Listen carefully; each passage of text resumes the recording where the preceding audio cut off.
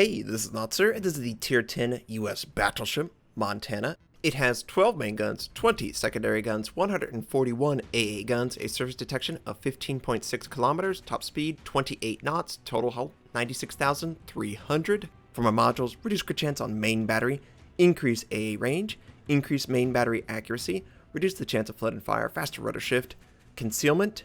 For my commander, situation awareness, basic survivability, faster turret traverse, superintendent. We are on the map Two Brothers, and we have arrived. Earned the Montana yesterday, and this is about 3 or 4 games into the ship. I've enjoyed every moment. Is it better than the Japanese battleship, Yamato? It's debatable. The AA protection is definitely better. Just the baseline AA is far superior to the Japanese battleship. But there's not an aircraft carrier in this game, so we're not going to benefit from that advantage. We have to give up a little bit of power to the main guns. We can't run with faster rate of fire. We can't have anything like that. The secondary range is not on par with the Japanese battleships, but it doesn't really matter. At 21 kilometers, we're going to engage the Montana on the enemy team. We have done very little damage so far, but my aim was true, so I wanted to try the 3 other turrets and see how that worked out. Not so well. 1300 is not good enough considering the amount of firepower we just sent his way. That's okay, that's okay. We've got a couple enemy ships to choose from. There are 3 battleships, I believe, 2 or 3 cruisers. It's a battleship hiding behind the island. There's an Ibuki firing on the Fletcher, I believe, or the Atago. It's the Atago. I could decide to try and engage them, but honestly, it's a very far shot, and I would prefer a target that has very minimal angling. The Montana cannot overpin quite as well as the Yamato, so you need to be considerate of the angling of the target. The enemy Montana that we initially engaged, his battleship is showing a pretty good broadside, honestly. And I felt confident. He's not really adjusting his heading. Maybe he's setting up a shot. Anytime you see a target that possibly is distracted, take advantage of it. And that's exactly what we do. 2 citadels, 32,000 points of damage. However, he one-shots the friendly, and that was unfortunate. But these cruisers are too far forward considering the firepower the enemy has. Way too many cruisers on the enemy team. Way too many battleships in that Montana. Stationary, I love it. Not a good strategy. Wouldn't recommend stationary broad. The Montana is turning away, not going to be a viable target. And that enemy Montana that was stationary decides to fire. Does 10k, which is fair, but he has a little angling. So instead of firing on the battleship, we're going to fire on the cruiser. Our friendly cruiser is barely alive, trying to run away. Looks like the Ibuki didn't react. Oh, yes. Definitely didn't react. 33,000 points of damage, 2 citadels, devastating strike on the Ibuki. It was too late for you, my friend. You needed to react immediately when you saw my guns unload. And that Montana returns fire. We're able to avoid it. We're almost ready to go. The base rate of fire is actually a little bit faster than the Yamato. But of course, you can take advantage of the rate of fire increase module, which honestly, you could take advantage of on the Montana, but I wouldn't recommend it. You sacrifice accuracy, and the US battleships are not as accurate as I would like them to be. The enemy battleship has slammed into the border, showing a perfect broadside. And we do 8k, we incapacitate a main gun, but we didn't get a citadel. And I would have loved for us to get it perfect broadside or very nearly perfect broadside, stuck on the border. We knew that he wouldn't be able to maneuver that far away. The lead was good. Just didn't work out that the dispersion was on our side. So we got an enemy cruiser. Looks like he's perfectly broadside. And I'm going to try to get some damage. It's very far away. Not a lot of targets in range are willing to show their side. And the one target that has disappeared. But we might miss completely. Okay, we missed completely. He was able to dodge. We're able to dodge incoming rounds. However, I didn't really see that coming. It was just a part of the strategy. And look at the map. My team is pushing hard on the west. There looks to be 2 ships, if that. So there's a lot of unknowns on this side of the map. That is terrifying. I don't want to risk my ship. I am fighting against most of the enemy team on this side. Whenever you have your ship in a position like this, you need to realize it and play accordingly. I could rush in and die, or I could try and chip damage these ships, maybe keep them honest, not allow them to escape my friendlies on the west. That really is what helps out your team more than running in, trying to get a kill, and maybe you trade your life for someone else's.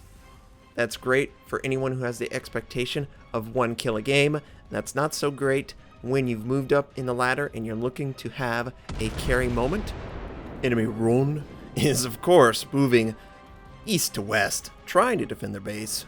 We are trying to take advantage of this, and I didn't lead him quite as much as I needed to. We do 10,000 points of damage, but it could have been so much better. I just misled ever so slightly. Maybe a tick, maybe 2 ticks on the binoculars would have put it right on target.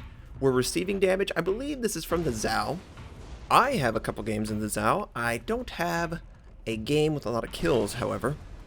You have great opportunity to Invisifire with that ship. It has great accuracy, great HE. I do a lot of damage in it. I just want to get that carry game and share it with you finally. I've had the ship for probably a week, maybe 2 weeks. I got it basically right as I got the press account. And you deserve to see the Zhao in full action. Now we, of course, reloaded and I fire again. And we miss completely, which is unfortunate. I did have to step away for a couple seconds, but as I am sailing by our base, why is it that the Montana has such a terrible reputation when you compare the battleships? Yamato and the Montana both serve as tier 10 battleships, but obviously most people want the Japanese battleship over the American. The Japanese battleship has just an insane shell size. It can penetrate bow on most ships very easily, and at the high tier you get a all or nothing layout, which didn't really exist at a lower tier. The lower tiers, they put armor in areas of the ship that weren't important, at least to the survival of the ship, and it's just much easier in the Yamato to penetrate the enemy. You have more guns, so honestly, the Montana is probably better at fighting destroyers. It also has way better AA, so anytime an aircraft carrier might show up in a game, it is going to be more effective when trying to protect itself. I was in a game in my Yamato, and I was just the center of both aircraft carriers. Yes, both aircraft carriers on the enemy team. I could do nothing to get away from the chip damage, even maneuvering wildly. I was taking 2 torpedoes per torpedo bomber. I was also getting lit on fire, and I just couldn't sustain through all that attention. And that really is what it is, attention. You have to have backup in these great big battleships. And there's just too many destroyers right now at high tiers to really warrant you getting backup. Those cruisers, the limited cruisers that you have, the Zhao doesn't want to fight destroyers at close range. It wants to stay back. Hindenburg also wants to stay back. He has no interest in fighting destroyers. So you really got the Des Moines. The Des Moines is a powerhouse when fighting destroyers, but nobody plays it. The Zhao can be effective against destroyers, but you focus on range a lot with the Zhao. You don't want to be close, so it makes it harder to hit those shots on the destroyers. And a lot of the high-tier destroyers are Japanese. They're not going to be American. They're not going to be Soviet. The Soviet and American destroyers counter destroyers rather well, but all of these Japanese destroyers are like, oh, destroyers? I don't have any interest whatsoever in fighting them. So you're sort of left on an island. I would play the Des Moines every single game. I love it. It really is powerful. If you go a concealment build, you can take advantage. I have the range increase just because the range is terrible. It's like baseline 15 kilometers at tier 10. That's just awful. And you're able to get it up to, I think, 17 or 18 with the module. You don't give up that much rate of fire. You do gain a ton of range, and it's really effective against battleships. They're just too slow, right? So I will probably end up countering the meta a lot because I just like to do that sort of thing. Now the enemy has been crunched in between both sides. We finally got back to the computer, obviously, and we're pushing forward. There's a couple enemy cruisers that are within range, but I am trying to gain ground as quickly as I can. I was afraid that the base would be captured. So the teammate, Captain Phantom, you're absolutely correct. It's too risky to move forward. I'm going to start heading back. I just feel like that destroyer is waiting for the perfect opportunity. Yeah, there he is. Sneaky, sneaky destroyer. We're showing a perfect broadside. The enemy is going to try and take advantage of it. Only 6k. That's not bad. We can fire on the enemy as we're turning. And I think I'm going to do that. I think I'll be fully reloaded by the time I actually get in range of the enemy destroyer. Our aircraft is scouting out the enemy Fubuki, who is half health. With our 12 guns, we should easily be able to one-shot this guy, even with AP. We just need to be accurate. And because the island is actually blocking the line of sight, nobody knows exactly where we are. The destroyer could infer that my ship would be fairly close. The aircraft did scout him out, and it is circling around my ship. So it's somewhere in a center location of the aircraft. You don't know exactly where the ship could be, though. If I was a destroyer, I would want to ambush with torpedoes, and our aircraft, right on time, scouts him out. We're about a kilometer away from mandatory detection, so we have the advantage. And I'm just trying to get all guns around this before I unload. And he pops his smoke. He's trying to hide. We get all of them in position, and we take him out. One shot. We had to do that. We had to. If he hides in the smoke, he's just going to delay us.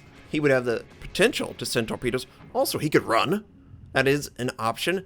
Just force me to stay on defense. We can't afford that. Look how close this game is. I don't know the health pool of my teammates, but the enemy team is stacked up. They can take advantage of everyone's firepower. We're probably going to lose one ship at least. There's too much time left in the game. So I'm going to head south. I could go through the gap. However, I don't want to go through a narrow choke point. It will give the enemy too many opportunities to do damage to my ship. Plus, I wasn't really prepared for the angle. It was too harsh. So instead, we're just going to go through the outside. We're going to follow the 7-8 line. We already have a friendly battleship right in front of us. However, he's very unhealthy. He could die, and he probably will. We've just lost one of the friendly cruisers. We only have one cruiser and 2 battleships. The one in front of me, he is very unhealthy. He is running the risk of dying. Friendly Rune is just running. He needs to run. Don't fight him, just run. We are in a position to win the game, but I don't think it's going to last. My Montana's taking damage right now. He can't die. If he dies, we have to get a kill. There's no opportunity to get a kill right now, though. I'm not in range. I don't want the friendly cruiser to stay in range. He's taking the attention of the enemy, and man, they are so healthy. This is so bad. The cruisers are really healthy. They're just a little bit too healthy, in my opinion. Probably not going to get an opportunity to engage them anyway. They want to stay at max range. They want to only engage on their own terms, which 3 versus 1 is their own terms. The Montana on my team needs to realize this is probably a bad choice. I don't really need to do this. When you're in a lead, you need to make the enemy team overextend. There's no reason you need to overextend. We fire on the enemy Montana, and it looks like we miss. Oh, but we hit with 2. We actually destroyed outright one of his guns. That is going to be very annoying for him, and our Montana is going to die. You don't do this. When you have a lead, you maintain the lead. You force the enemy team to overextend.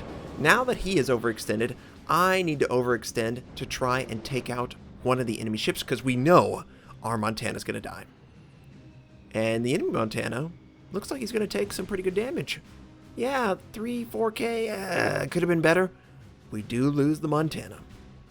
We've got to get a kill. We've got 3 minutes and 30 seconds to get a kill, or the game is over. The friendly cruiser is well outside of the range of the enemy team. We are now within range, and it looks like they want to fight. Now, I don't want to show too much of my side. I have a health advantage, so I can risk a little bit of damage. As he fires, we do take considerable damage, 17,000. We were showing a little bit too much, in my opinion, but we have all 4 going on the enemy team, and our accuracy was actually pretty good considering how much the enemy showed. But the game is getting really close. We've only got 6 more shots, if that. It's really tense. I'm not comfortable on this ship. I understand what needs to be done, but I don't know if I can do it. And the enemy Zao sets us on fire. Only one, though. And look at what this guy's doing, the Montana. Huge mistake. Don't do this. You need to play defensively. You can't show your side. Can we punish? Come on, punish. Oh, yes. That's the punish. 26,000 points of damage. The guy is dead. We are in the lead by the slimmest of margin. 9 points. 9. I, however, can't die. We're going to use one of our heals. I'm still going to allow it to burn. It's only 1 fire. We're cool. We're cool. And for now, I'm pretty comfortable with just using the front. We're rotating ever so slowly. He is moving pretty slow. So I adjust my lead accordingly. And it looks like it's going to go everywhere but on the target. Yeah, only 1 ricochets off. Now, I don't need to kill him. We've already won the game as long as we live. And I think the friendly's going to live. So instead of aggressively pushing towards this ship just to get the kill, I am going to be a little bit more safe. I'm not going to put myself in a position where I can take a ton of damage from torpedoes or possibly boxing myself in with the island on one side. The Zao is firing AP, so we need to re-angle against it. We destroy one of his 4 turrets. We're continuing to take a lot of damage.